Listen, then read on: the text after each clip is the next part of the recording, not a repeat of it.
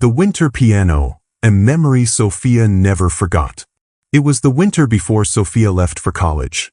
The kind of Minnesota cold that made the windows rattle and the sidewalks crunch beneath your boots. The Langdon household was quieter than usual that week. Their father had taken on extra tutoring sessions at the local community college, and their mother was pulling double shifts at the hospital due to a nasty flu season sweeping through the city. That left Sophia and Ava alone in the house more often than not, each tucked into her own world. Sophia buried in scholarship essays, Ava upstairs blaring pop music through thin bedroom walls. But that Tuesday afternoon was different.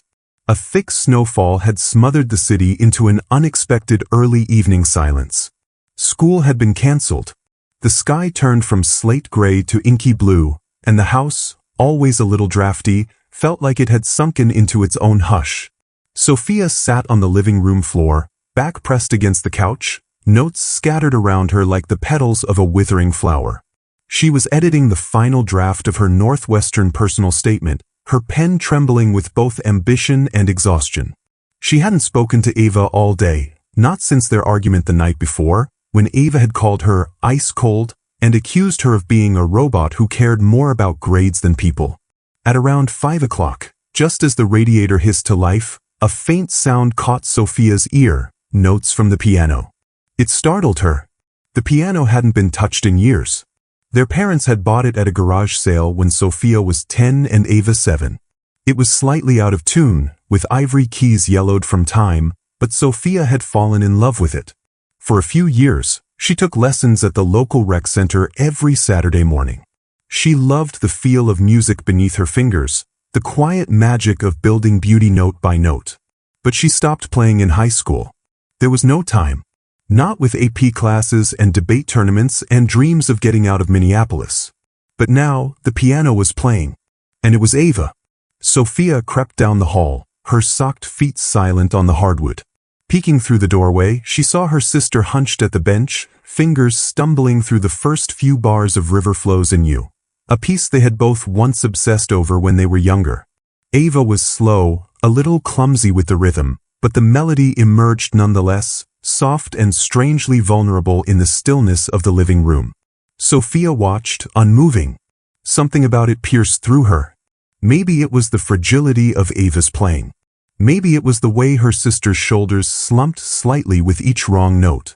Or maybe it was the realization that, for all the noise and drama Ava cloaked herself in, this was her way of reaching out. A truce. An offering.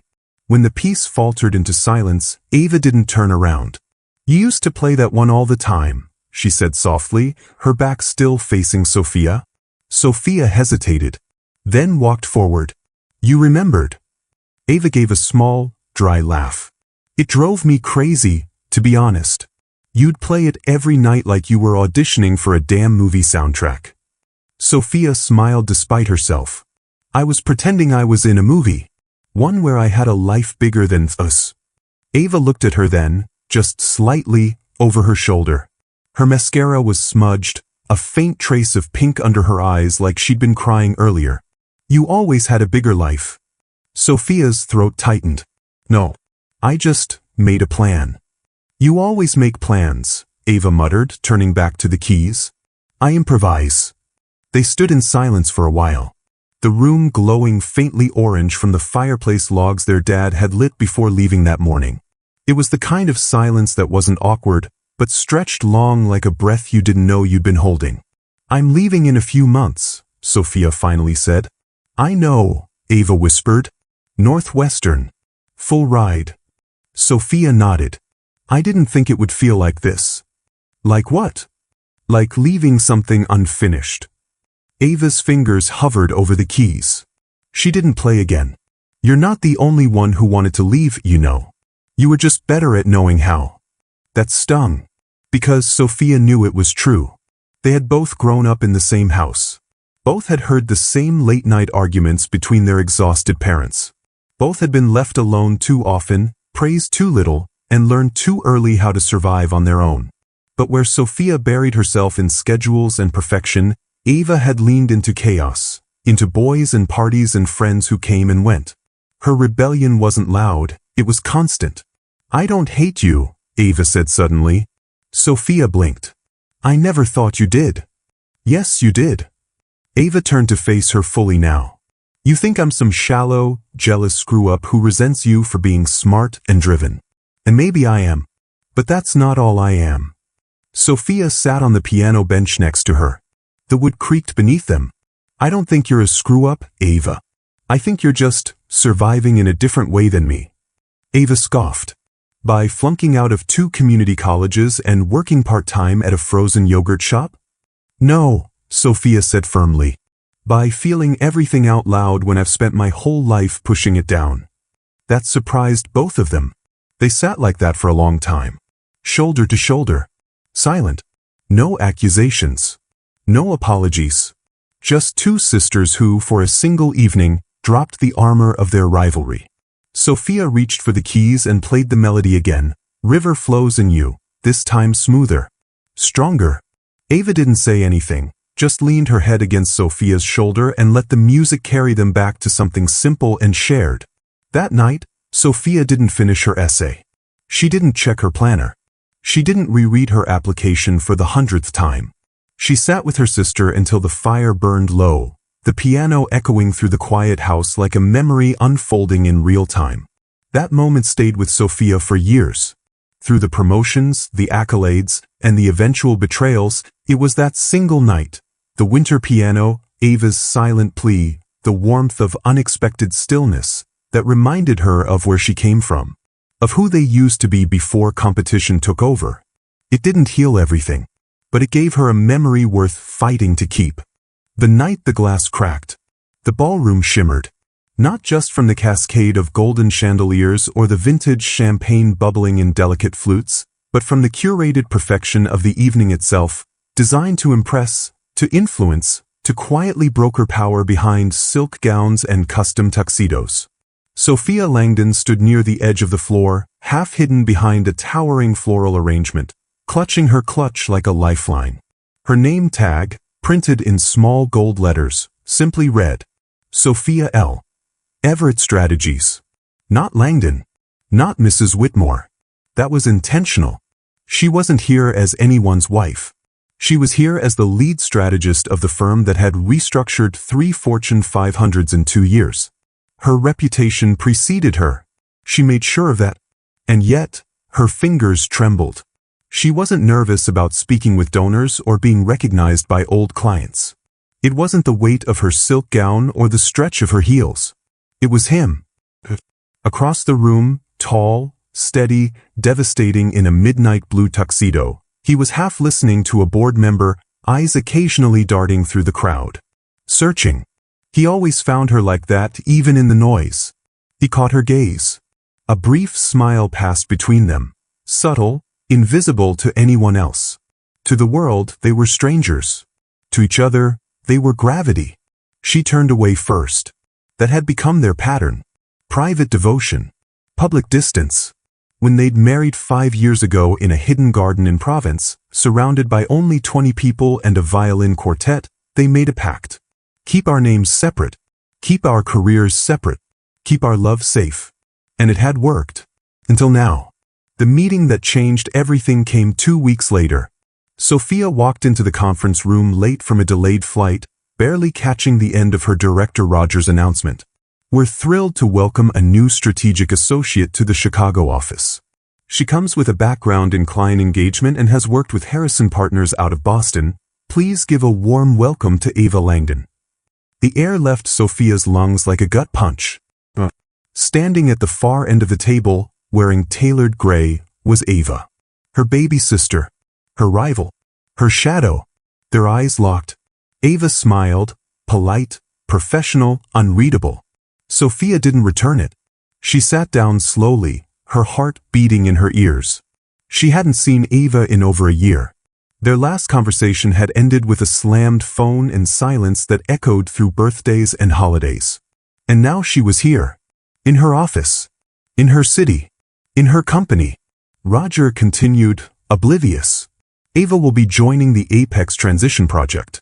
We believe her insights on client culture could be pivotal. The Apex Project. Her project. The one she'd been leading for months, the crown jewel in her path to partner. The project no one at Everett knew was secretly being orchestrated by Whitmore Capital, Jack's firm, Jack's acquisition. Jack, who was now both her husband and her client's CEO. That night, Sophia confronted Ava in the break room. Her voice low, controlled, but sharp. "You joined Everett without telling me?" Ava stirred honey into her tea, unbothered. "It's not like you told me you were married to a billionaire." Sophia flinched. "That's not the point." "No." Ava raised an eyebrow. "You get to compartmentalize everything, career, marriage, your whole life. Why can't I?" Sophia stared at her. "Because this isn't just a coincidence. You applied to my office. On my project. You think I'm following you?" Ava took a slow sip, eyes glinting over the rim. "Maybe I just got tired of playing second to someone who ghosted her own family." Sophia opened her mouth, closed it. Ava had a way of twisting reality until it bent like wire. Dangerous. Subtle. She didn't want to fight. "Not here. Not now. I just want to do my job," Sophia said quietly. "Same," Ava replied. But it didn't stop there. Over the following weeks, Ava embedded herself into the Apex deal like a vine through concrete. She charmed the tech team, stayed late with junior analysts, bought coffee for the design crew. Her insights, though surface level, were delivered with such conviction that Roger began deferring questions to her in meetings. Slowly, Sophia watched the foundation shift. Her strategy began to feel like a house built on sand. She'd spent months refining the integration model, aligning team structures, prepping for the inevitable complexities of merging two cultures. Ava, with a smile and a buzzword, reframed those strategies as rigid and uninspired. Sophia tried to push back. But every time she did, Ava was already 3 steps ahead, armed with a slick chart, a well-placed email, or worse, a suggestion that had come from Jack himself. Jack hadn't said a word. The real blow came the day Sophia walked into a closed-door meeting with Roger and the Apex transition team, and found Ava already seated at the head of the table. Her slideshow glowing on the screen. Her name on the document. Ava Langdon, Strategic Lead, Apex Integration Proposal. Sophia's breath caught. She wasn't just sharing the spotlight anymore. She'd been replaced. Her voice rose without thinking. "Roger, this isn't the plan we submitted. These slides aren't mine." Roger looked up, surprised. "Ava said these were the updated revisions based on your meeting with Whitmore Capital." Sophia blinked. "What meeting?" Ava smiled. Smooth. "Effortless. You were out sick. I stepped in. Jack's team loved the new approach. Her husband. Her silent witness. Her client. That night, she sat in the dark of their apartment. The lights of Chicago twinkled below, refracting through the glass. Jack entered quietly, loosened his tie, then sat across from her. "You found out," he said. Sophia didn't speak. "I didn't approve her plan," he added. "And I sure as hell didn't authorize her to speak on my behalf." "But she did," Sophia whispered. "And no one questioned it. Not even you." Jack stood, pacing. "I'm trying to keep boundaries. You asked for that." "Yes," Sophia snapped, "but I didn't ask you to pretend my sister didn't just walk into my life and start dismantling everything I've worked for." His voice dropped. "Do you think I wanted this? I don't know what you wanted. You've been silent." He paused, then walked over, kneeling in front of her. "I've been silent," he said slowly, "because I thought you were strong enough to handle it." Tears welled in Sophia's eyes. "That's the problem. Everyone thinks I can handle it. That I'm made of glass that never cracks." He reached for her hand. "You're not glass, Sophia," he said. "You're steel. But even steel bends." The room was quiet for a long time. Sophia let her head fall against his shoulder. For once, she allowed herself to cry. Not quietly. Not with dignity. But fully, like a woman undone. Not because she was weak, but because she was tired of being invincible. That night, something shifted. Not just between her and Jack, but in Sophia's resolve. This wasn't about strategy anymore. Or career. Or rivalries sown in childhood bedrooms. This was about reclaiming her narrative. Her voice. Her name. Sophia Whitmore. No longer hidden. No longer silent. Tomorrow she would walk into that office, and for the first time in 5 years, she wouldn't compartmentalize who she was. Because power wasn't in secrecy. It was in standing whole. Even when the world was trying to split you apart. The morning of the presentation was too still. Sophia knew silence like this, the kind that hovered just before a storm, when even the air felt like it was holding its breath. She arrived at the office 2 hours early, as planned, her presentation backup drive tucked safely in her coat pocket.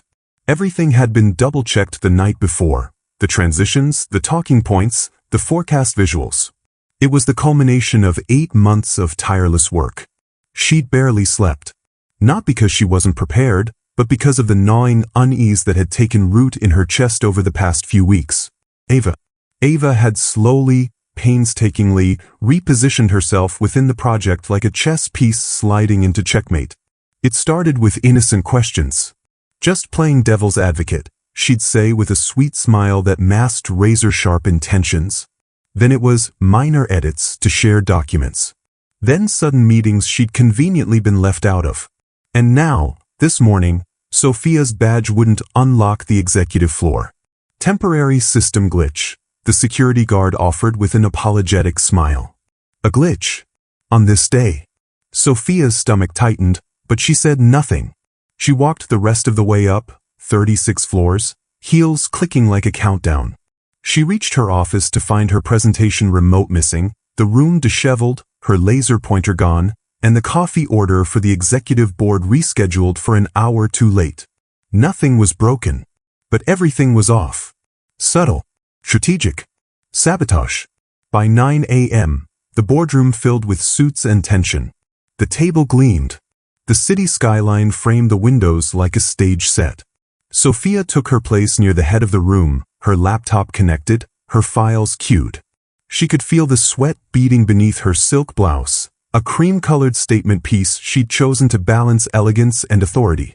And then, Ava walked in, polished, carrying a tray of high-end coffees. Like a hostess at a brunch, not a strategist in a million-dollar merger. "Vanilla latte for you," she smiled, setting a cup in front of Sophia. "Thought you might need it." Her voice syrupy sweet. Too sweet. Sophia stared at the cup. Her fingers didn't move. Something in Ava's tone, in the way her eyes sparkled, not kindly but gleefully, made her insides coil. "Careful," Ava added with a wink. "It's hot." The presentation began. Sophia's voice steadied. She stepped into the rhythm, introducing the integration timeline, market strategy, and projected revenue gains.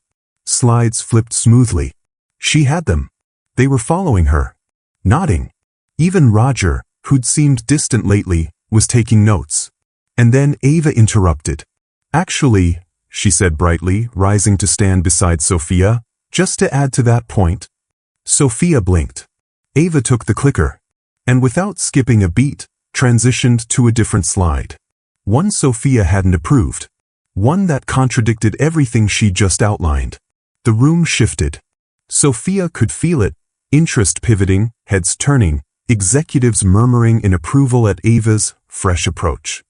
She felt the edges of her world crack. But the final blow wasn't words. It was the sound of a slip, and the splash that followed. Soaking. Scalding. 3 full cups of coffee, piping hot, poured forward in slow motion. Straight onto Sophia's chest. Down her silk blouse. Onto her open laptop. Steam rose from the fabric. Her body recoiled on instinct, sharp pain radiating across her skin. She gasped. Then silence. The room froze. The beat. A snort. A stifled laugh. And it spread. Soft chuckles. Amused whispers. Melissa from design nudged Davis. Even Roger looked away. Ava's hands flew to her mouth in mock horror. "Oh my God, Sophia. I'm so sorry. I tripped over there was a cord." Sophia looked down. Awkward. Just the puddle. Just the stain spreading across the blouse she had pressed at 5 a.m. Just the burn now searing beneath her collarbone. She stood in the middle of the chaos like a soldier whose weapon had just been taken. soaked, stung, and surrounded by laughter. Her voice didn't tremble. It should have, but it didn't. "Excuse me," Sophia said, stepping back from the table, her face unreadable. The room fell quiet again, perhaps expecting her to cry, or scream, or collapse. She didn't. She gathered her half-melted laptop, placed her now brown-blotted notes in a neat stack, and turned to Ava. "Please present the original forecast data from last night. The ones I finalized at 4 a.m. Ava blinked, but Sophia didn't wait for an answer. She walked out. The executive bathroom on the 38th floor was cold and quiet. Inside the marble stall, Sophia peeled off her blouse with shaking hands. Red patches were already rising on her skin, angry, raw, like her chest had been lit from within. She ran cold water over it. It didn't help. Her reflection stared back at her from the mirror, hair slightly undone, mascara slightly smudged, blouse soaked and ruined. Her breathing hitched once, then again, and then the tears came, hot, not from pain but rage. Years of late nights, of building trust, of quietly earning every inch of respect in a male-dominated room. And her sister had poured it down the front of her body in front of a boardroom full of men who laughed. She pressed her palms flat on the marble countertop and whispered, "No more." It wasn't just a mistake. It wasn't an accident. It was a campaign. Ava had walked into her company, her city, her project, and tried to burn her out of it. But she hadn't succeeded. Not yet. 20 minutes later, Sophia walked back in. Not with a new shirt. Not with a perfect blow-dry. But with purpose. She walked past the stairs. Past the polite coughs and guilty glances. Straight to the front of the room. Ava had been mid-slide. She paused. Sophia took the clicker from her hand, gently. Calmly. She plugged in the backup drive from her coat pocket. The original deck loaded. "Ladies and gentlemen," Sophia said, voice steady, "let's begin again." She didn't apologize for the delay. She didn't acknowledge the coffee. Or the laughter. She let the slides speak. Let the projections, models, and vision unfold with such clarity that by the time she finished, there was only one sound in the room. Applause. Not polite. Not reluctant. But real. Even Jack, seated silently in the back corner under the guise of investor anonymity, offered a nod, eyes proud, lips tight. She caught it. She needed it. She had won not because she shouted, but because she stood her ground. Burned. Soaked. But not broken. Later that night, in the silence of her apartment, Sophia stood under the shower. The water hit her skin where the burn had been. It still stung. But the pain no longer defined her.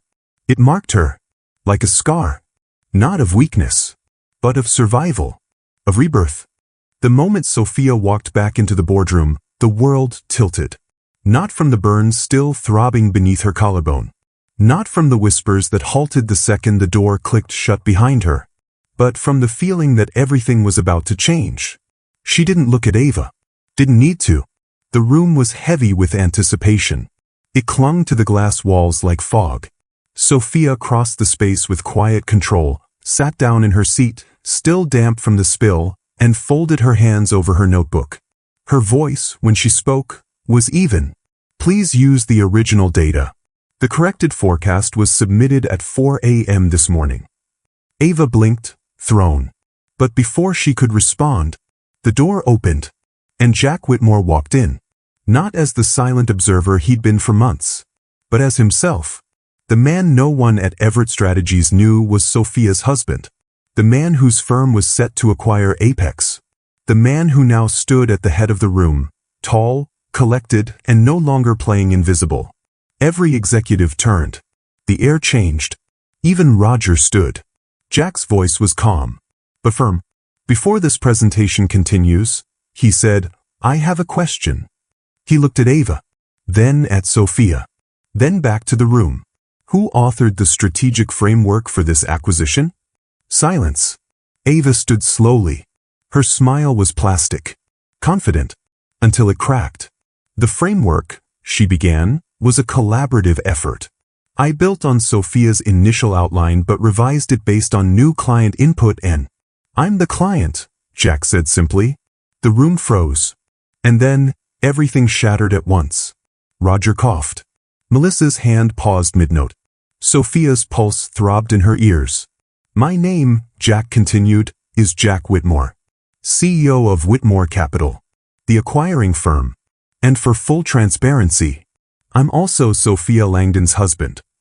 A collective inhale, as if everyone in the room had just remembered to breathe. Sophia didn't move.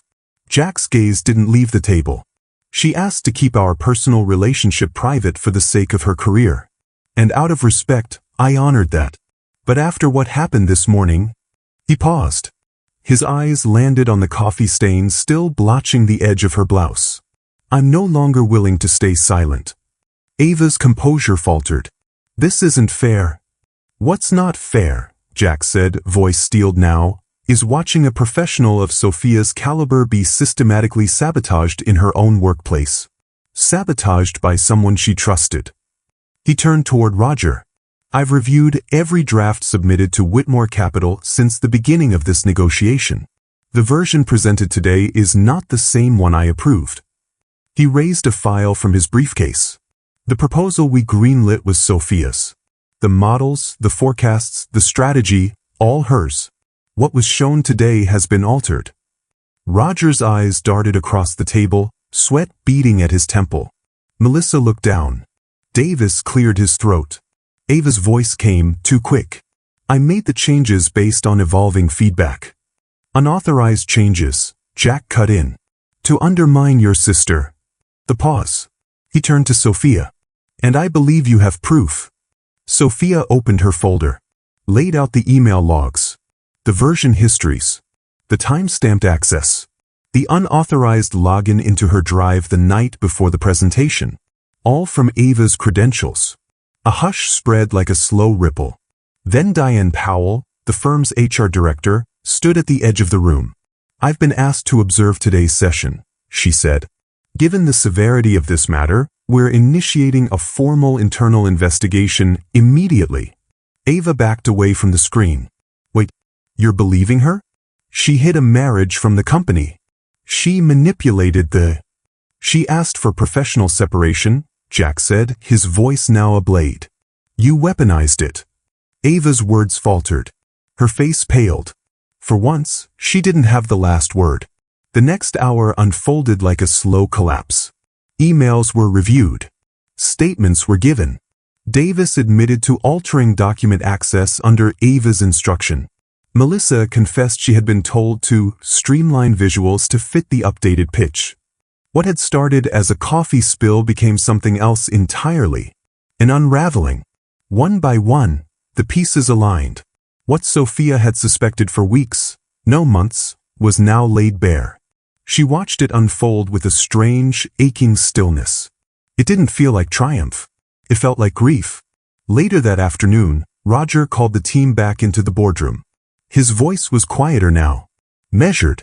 I want to formally apologize to Sophia Langdon, he began, for not recognizing the signs earlier, for not listening when she raised concerns, and for allowing the integrity of this project to be compromised. He turned to Ava.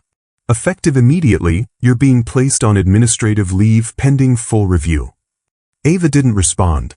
She just stood, frozen, mascara smudged at the corners. And for the first time in years, Sophia didn't feel anger. She felt nothing. Jack waited for her by the window. The office had emptied. Only the late sun spilled through the blinds, casting gold across the carpet. He didn't say anything, just offered his hand. She took it and exhaled. In the elevator, she leaned against him. Not because she needed to, but because she wanted to. The weight she'd carried for so long, the isolation, the secrecy, the constant tightrope walk, began to lift. It's done, she whispered. Jack's arm wrapped around her shoulders. No, he said softly. It's just beginning. They walked out of the building hand in hand. For the first time, in public. No pretense. No hiding. No shame. Just truth. And with it, something even rarer. It didn't feel like winning. Not at first. When Ava was escorted from the building, her badge already deactivated, the office didn't erupt into applause. There was no satisfaction in watching someone so close, so deeply intertwined with your own story, walk away in disgrace. There was only silence. An awkward, reluctant quiet that fell over Everett's Chicago office like a dust sheet. 4 days afterward, no one said her name.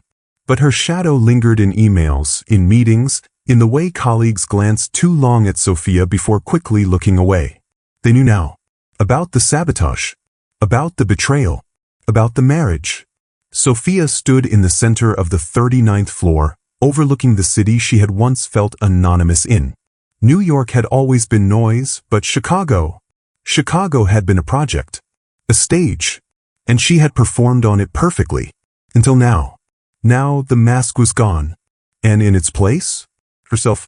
2 weeks later, she was called into a meeting with Diane Powell and a group of executives from both Everett and Whitmore Capital. She expected a review. She expected risk assessment protocols, PR recovery plans, and maybe even a polite request to step back for a while.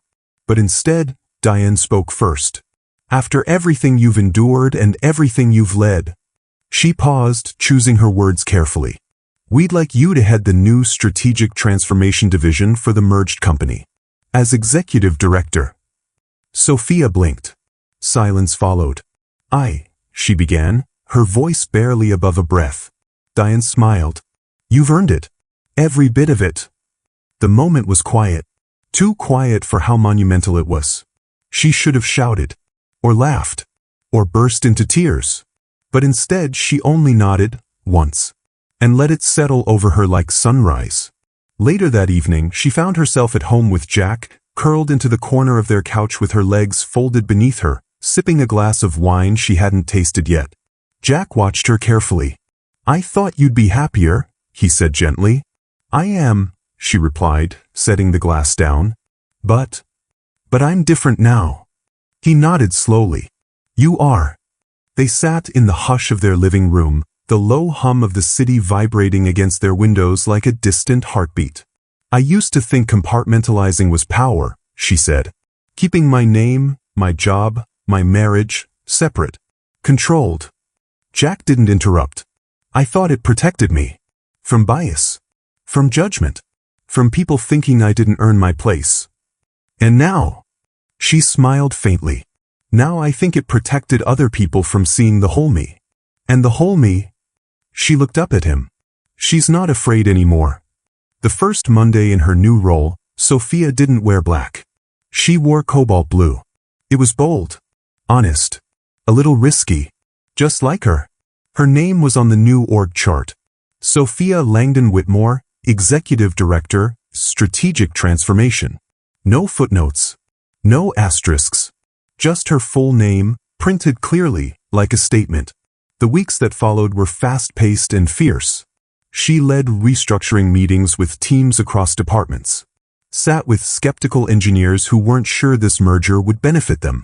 Held hands with long-time employees afraid of losing everything in the shift. She didn't sugarcoat. Didn't hide behind jargon or click through decks. She told the truth. And because of that, they trusted her. Slowly. Then all at once.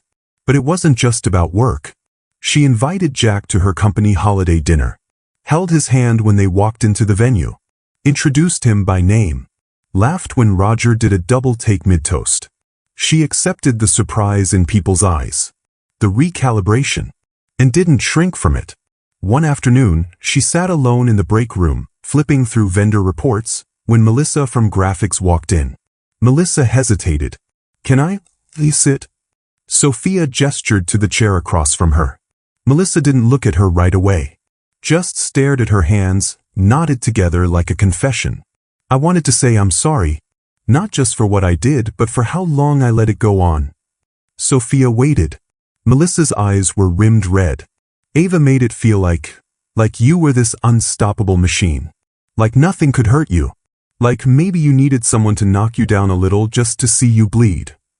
Sophia let that sit for a moment. Then spoke softly. Do you know how many years I worked to become that unstoppable machine? Melissa shook her head. Too many, Sophia whispered. And the truth is I wasn't unstoppable. I was just silent.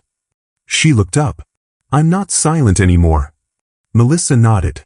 And for the first time, they shared something that wasn't guilt, but growth. A few months later, Sophia walked into her office on a Friday morning to find a large manila envelope on her desk. It wasn't labeled. Inside, a letter. From Ava. The handwriting was unmistakable. Slanted, rushed, the loops always too wide. She read it once. Then again. Then tucked it away in her drawer without telling anyone. She didn't need closure anymore. But knowing Ava had finally written something down, that was enough. Spring came early that year. On the first warm day in March, Sophia stepped out of the building after a long afternoon of back-to-back meetings. Jack waited at the curb, leaned against the car with that familiar crooked smile. As she approached, he opened the passenger door and held out his hand. Want to get out of the city for a while? Sophia laughed. Right now. He nodded.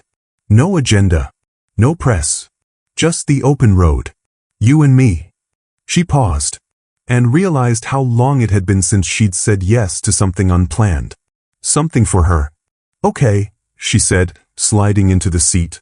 Jack closed the door behind her, jogged around to his side, and pulled out of downtown, windows down, music up.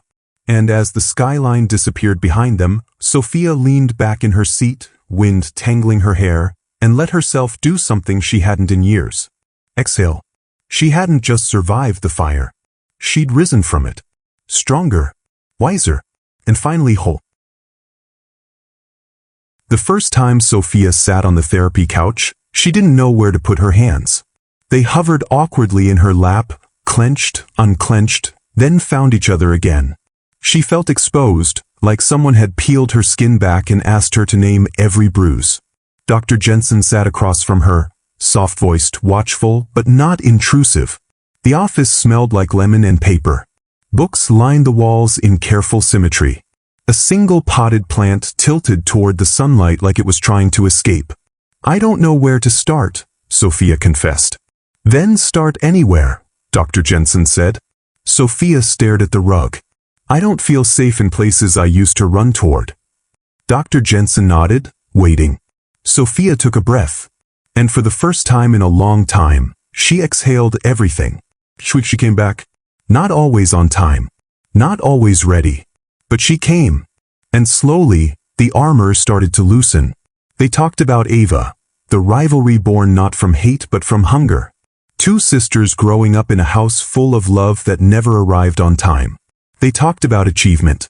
How Sophia learned early that gold stars were the only currency that bought her a moment of attention. And they talked about fear, not the dramatic, life-altering kind, but the quiet fear of being fully seen and not being enough. I built a life out of performance, she admitted once, eyes watery. But now I don't know how to show up without the performance. Dr. Jensen tilted her head. Then maybe it's time to write a new script. That idea haunted Sophia, in the best way. A new script. One where success wasn't measured by detachment. Where strength wasn't silence. Where empathy was not weakness, but a form of leadership. So she started changing things. Small at first. She scheduled monthly one-on-ones with every team member, not just senior staff. She asked about their workloads, but also about their families, their stress, their satisfaction. She brought in a third-party advisor to revamp the workplace conduct policy. A new clause was added: zero tolerance for covert sabotage, interpersonal manipulation, or silent retaliation. And it wasn't just words. When one junior designer admitted she'd been repeatedly interrupted in client meetings, Sophia personally addressed it, with diplomacy, but also clarity. This isn't just about optics, she told her leadership team. It's about what we tolerate when no one's watching. At home, she made changes too. She and Jack had begun walking together after dinner. No phones, no emails. Sometimes they didn't talk. Sometimes they did. One night, after a particularly long week, Jack looked over at her as they stood on the edge of Grant Park, the skyline flickering behind them. "Seemed lighter," he said. "I think I am," she replied, surprised by her own answer. "Because of the new role? Because I'm not hiding anymore." One Saturday, she stayed late at the office. Not because she had to, but because she was building something. A new onboarding document. One that didn't just list responsibilities or KPIs. It included things like, you are allowed to speak up if something feels off. You are not expected to prove your worth through silence. You are more than your title. She titled the document, What We Value Here. Her leadership began to ripple outward. People smiled more in meetings. Collaboration replaced competition. A quiet intern pitched a strategy in front of senior staff, and no one talked over her. Instead, they asked questions. Real ones. By the end of Q3, the retention rate across all departments had increased by 14%. But what mattered more? Nobody was afraid to speak anymore. One afternoon, her assistant Maya came into her office holding a plain envelope. No name. Just left at the front desk. Sophia opened it slowly.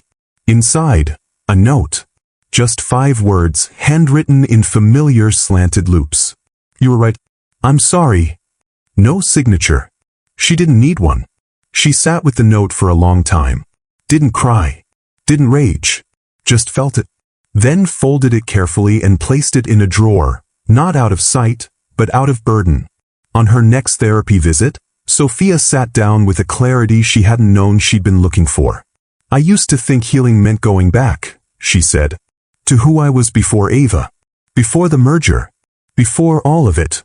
Dr. Jensen nodded, but said nothing. Sophia looked out the window. But I don't want to go back anymore. I want to go forward. With all of it. All of what? Dr. Jensen asked gently. Sophia smiled. The wounds. The wisdom. The work. That night, she opened a blank journal at home and wrote one line across the top of the page. This is who I am, when I stop hiding. Underneath, she listed, strategist, sister, survivor, wife, leader, human, no longer fractured, no longer choosing between power and vulnerability, but finally and fully, whole. 1 year later, the city looked different. Not because New York had changed. It still pulsed with the same relentless rhythm, still shimmered under the weight of ambition and noise. But from where Sophia Langdon Whitmore stood, on the 40th floor, shoes off, tea in hand, it felt quieter, clearer, like she had stopped trying to outrun it, and now simply stood within it. The skyline didn't intimidate her anymore. It reflected her. Not the version of her that once curated every move, every meeting, every mask. But the woman who now looked through glass not for escape, but for perspective. The office behind her was still humming. It always was. The new company, Whitmore Everett Strategies, had grown faster than anyone expected after the merger. Clients didn't just want solutions anymore. They wanted culture, clarity, something that couldn't be bought but had to be lived from the inside out. Sophia had helped build that. Not through spreadsheets, but through truth.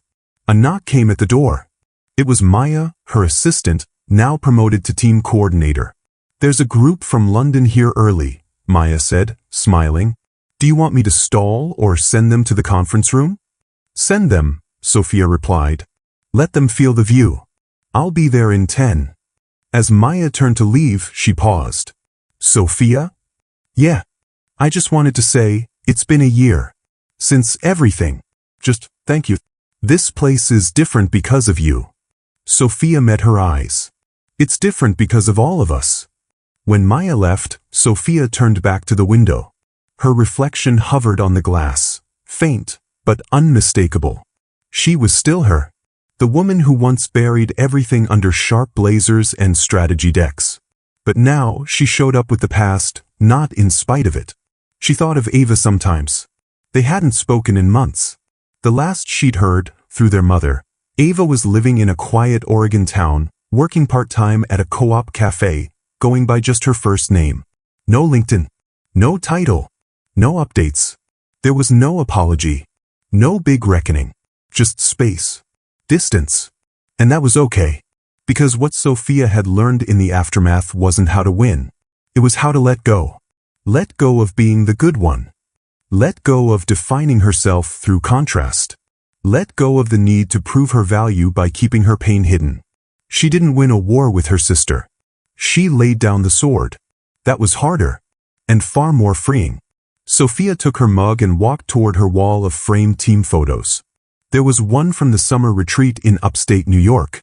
Everyone barefoot, standing around a bonfire. She was laughing so hard in the picture that her eyes had nearly shut.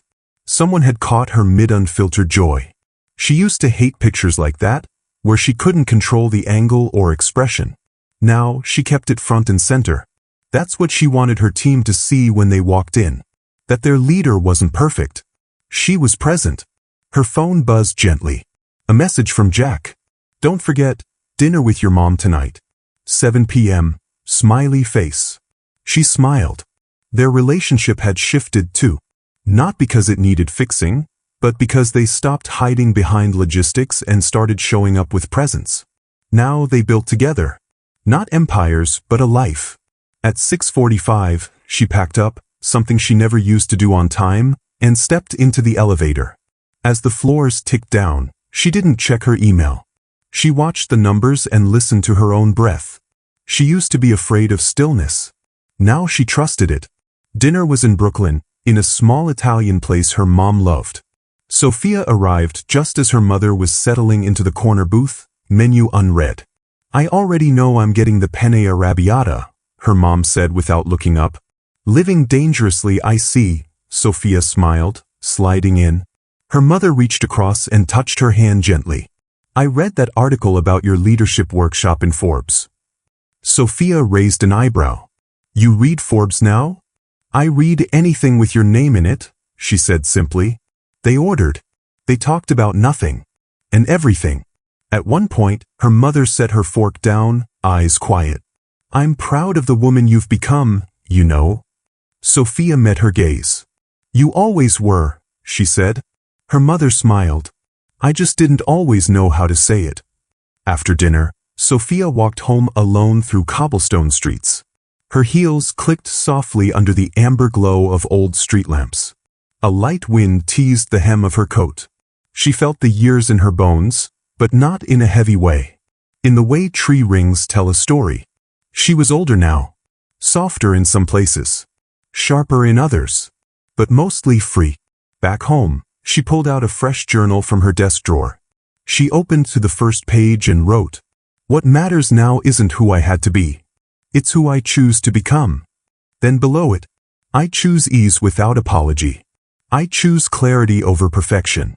I choose to be seen, fully, honestly, bravely." She underlined the last word. Bravely. Not the kind of bravery that slays dragons, but the kind that sits still with its scars, that forgives itself, that leads others not by being untouchable, but by being true. She stood again at the window. The skyline of New York blinked beneath a silver moon.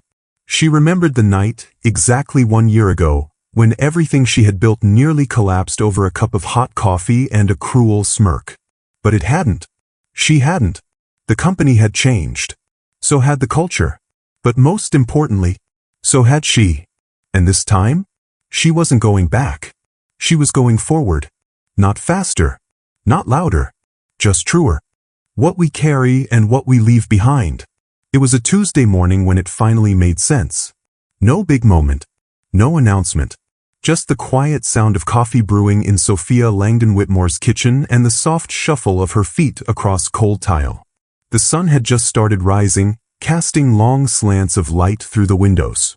She paused by the counter, hands wrapped around a ceramic mug, steam rising against her cheek.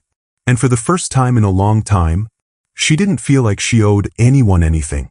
For years, Sophia had chased the illusion of control. She curated her life the way architects sketch buildings, precise, sharp, airtight. She learned early how to keep her pain compartmentalized, neatly folded under degrees, promotions, and leadership titles. Because when your childhood teaches you that silence earns safety, you stop asking to be held, and start trying to be admired instead. Ava had been part of that learning. The mirror and the rival. The ache wrapped in a familiar face. They'd grown up in the same house, with the same tired parents and same 3-bedroom walls, but they'd been raised by two very different truths. Sophia was taught to lead. Ava was taught to be seen. One wore ambition like armor. The other, charisma like perfume. And somewhere along the way, they stopped being sisters and started becoming something far harder to define. A rivalry wrapped in holiday dinners and just checking in phone calls. Until the coffee. Until the boardroom. Until betrayal had a name. And it spilled, not just onto her silk blouse, but across every silent wound Sophia had hidden so well. For a while, Sophia thought healing would feel like revenge. Like rising so high, they couldn't reach her. Like walking into a room and having everyone else shrink just a little. But healing wasn't that. It wasn't louder. It was quieter. It came on mornings like this, alone, whole, unhurried. It came in therapy sessions that unraveled the lie that you must choose between being loved and being respected. It came in conversations where she said, "I don't know," and didn't flinch. And most of all, it came when she stopped asking why her sister couldn't love her the way she wanted. And started loving herself in ways no one had ever taught her to. Forgiveness wasn't a headline. It wasn't even a moment. It was a slow release. A day when her phone buzzed with a vague birthday message from Ava, and she didn't cry, or shake, or imagine what it could have been. She just read it, and moved on. Not in bitterness. In peace. Because forgiveness, she'd learned, isn't the start of reconciliation. It's the end of captivity. In the months following the merger, Sophia rewrote more than just organizational charts. She rewrote how she moved through the world. Her leadership no longer came from proving herself. It came from being herself. She spoke with the kind of confidence that doesn't need volume. She made decisions with the wisdom of someone who had already lost what she thought she couldn't live without, and still stood. And people responded. Not just to her ideas, but to her presence. Her team flourished under the culture she seeded. Vulnerability became strength. Mistakes became learning. And collaboration replaced silent competition. A junior consultant once asked during a team lunch, "How do you lead without losing yourself?" Sophia had smiled gently and said, "You don't. You lead by bringing yourself with you, every scar, every lesson, every truth." It wasn't all perfect. There were days she still felt the sting. Of Ava. Of being underestimated. Of the voice that whispered, "Be smaller. Be softer. Don't make them uncomfortable." But those voices came less often. And when they did, she didn't obey them. She listened. Then let them go. One Sunday afternoon, she visited her childhood home in Minneapolis. Her parents had downsized years ago, but the street was the same. The tree they used to climb. The mailbox with the rusted hinge. She sat in her rental car longer than she planned, staring at the curb where she and Ava had once drawn chalk outlines of castles they never built. She didn't go inside. She didn't need to. Sometimes healing isn't reopening doors, it's knowing you no longer have to. She drove away. And didn't look back. That night, Sophia wrote in her journal, "Some wounds aren't meant to disappear. They're meant to teach you how to live without bleeding on everyone you meet." What she learned was simple, but not easy. That family can be where the wound begins, but not where the cycle has to continue. That you don't have to win to be free. That honesty, even when it shakes the ground beneath you, will always build the strongest foundation. And that you are not the story others tell about you. You are the story you choose to tell about yourself. A year ago, she would have kept that truth private, confined to pages, locked behind leadership. But now, she stood in front of rooms full of aspiring consultants and told it aloud. She said, "I made it here not because I had no wounds, but because I stopped pretending they didn't exist." And she watched their shoulders soften. Because everyone was carrying something. And sometimes, what we need most isn't to be inspired, but to be understood. One morning, standing in the middle of a team meeting, Sophia looked around the room and realized something. No one was afraid anymore. Not of failing. Not of speaking up. Not of being real. And in that moment, she didn't feel like a leader. She felt like a mirror, reflecting back what people were too afraid to believe about themselves. That they could belong. That they could change. That they didn't have to keep bleeding quietly just to keep showing up. That was the lesson. Not that you're stronger than your past, but that you don't have to become it. You can choose wholeness. You can choose freedom. You can wake up on a random Tuesday, barefoot in your kitchen, watching the sun rise through the window and finally feel, Enough,